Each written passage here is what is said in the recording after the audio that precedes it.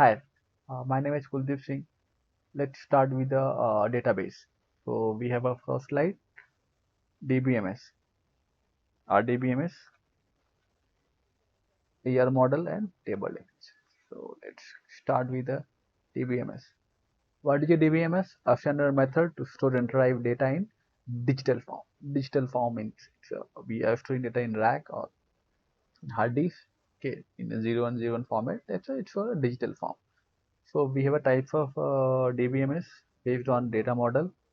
Okay, so we have a hierarchical data model, network data model, document data model, relational data model, and graph data model, and many others are there. So based on the requirement, okay, business requirement,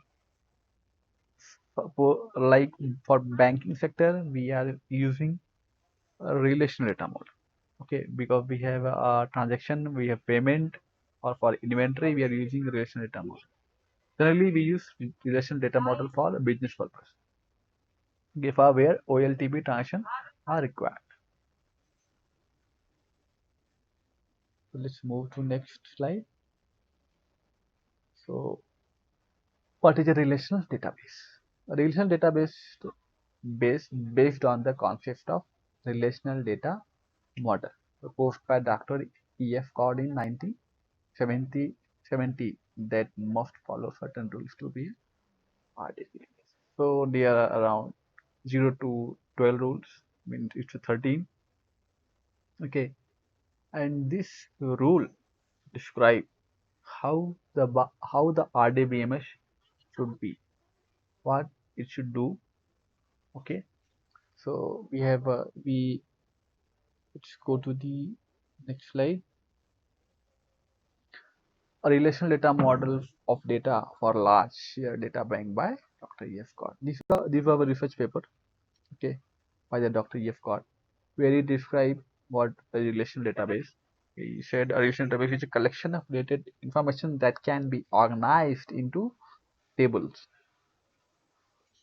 Means if you are storing, suppose if we have an employee table in a RDBMS, so employee table linked with the employee address, employee table linked with the employee salary, employee leave, employee exit, employee other informations. Okay, so means it's a saying it he as per their statement, collection of little information that can be organized into tables is it into tables that can be called as a RDBMS. Okay, so as per their statement, to be RDBMS, 13 rules should get followed, and all and as per the and Oracle and MS SQL server, they are following all 13 rules of RDB. So no one can say that they are not following the rules. They are following the all 12 rules of RDBMS. So let's uh, get into the table. What is a table? A table format is like a general register which organization maintain for their general work. Okay, this is a register or in an organization when we go, they previously they were maintaining separate register. Now also they are maintaining a register to for records, okay, for balances. Same way, same way, we have just pick the rows and column from there and convert it into table in a digital form in a RDBMS. So table contain rows and columns the same way. Row also known as a tuple for records. We were also calling the rows as a records. Columns also known as attributes or fields in a technical way. So let's go to the next slide. What is a table? As per the definition of Webster Dictionary of the English language, they have defined a definition of the table. What they said, an arrangement of words, numbers, signs, or combination of them, as in parallel columns, to be the set of facts or relation in a definite, compact, and comprehensive form An access or a key. So what does table contain? Table store the words, number, sign. It can be integer, string, a date, or a combination of date in parallel columns. Okay, and if the set of facts or relation are definite, then they are related with each other. Okay, compact. They have a definite size and company form. Okay, now, so they have defined what the table contain. So let's go to the next slide. The next slide is inter-relationship data model to design real world.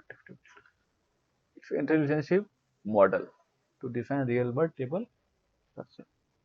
So requirement analysis is one of the step conceptual type of design and logical. Requirement analysis is the stage where we get the requirement from the business, what data is to be gathered in the database. Okay, or data means if requirement raised for to create a to maintain the employee of the data.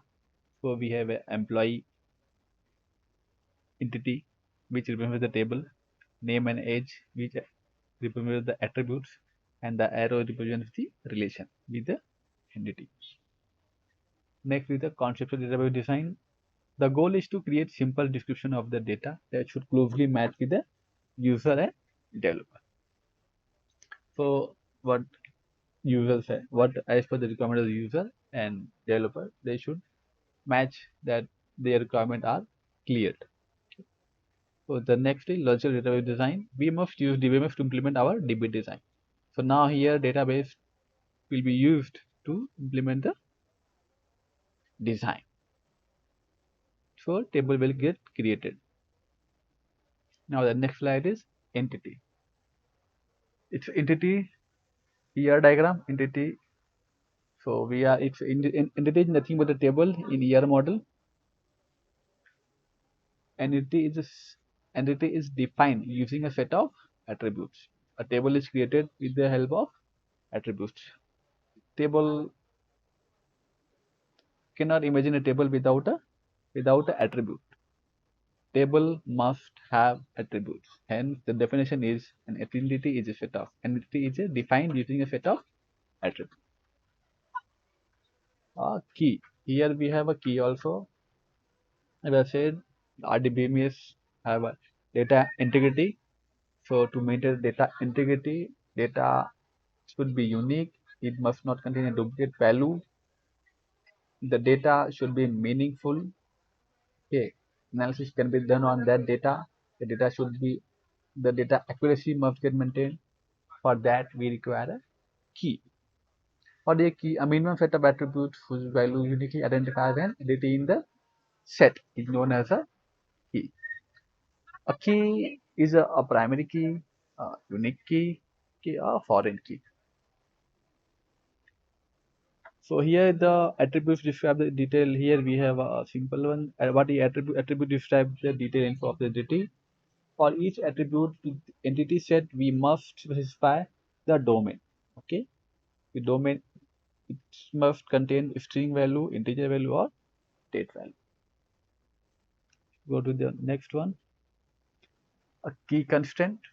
Okay, a validation, as I said, it's a validation entity set attributes to maintain data integrity. Data integrity is important factor in the DBMS, RDBMS. So we have primary key, unique key, foreign key, check constraint, not null constraint. These are the constraints for RDBMS. Okay, through which data entry get maintained. Let's primary key, unique key. Okay, primary key, unique key. Both create indexes. By default, they create indexes on the database. Okay, foreign key. Whenever unique key and primary key refer their ID to other table, okay, they are known as a foreign key or the table known as a foreign table.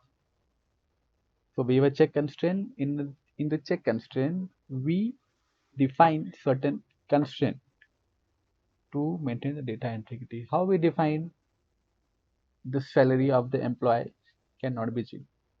Okay, so we define the constraint that salary should be greater than 0. We define like if we in a condition where we have to do some validation value like yes or no. Do you want to continue, yes or no? So in that case we can define values that this must be no, not null. It is to define whether this the attribute can be null or not null. So thanks for watching video.